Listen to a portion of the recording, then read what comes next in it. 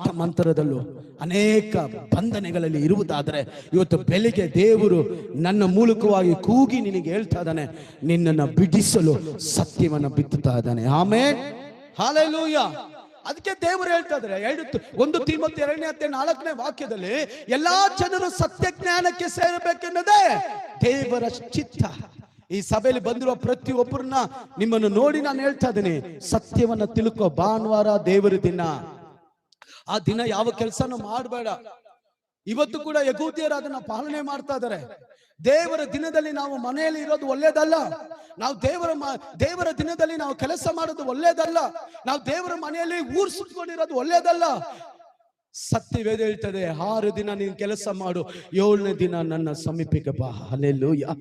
ಭಾನುವಾರ ದೇವರ ಸಮೀಪಕ್ಕೆ ಬರುವಂತ ದಿನ. ಹಲ್ಲೆಲೂಯಾ. ನಾವು 6 ಗಂಟೆಗೆ ಪ್ರಾರ್ಥನೆ ಇಟ್ಟಿದ್ದೀವಿ. ದೇವರು ಇಲ್ಲಿ 5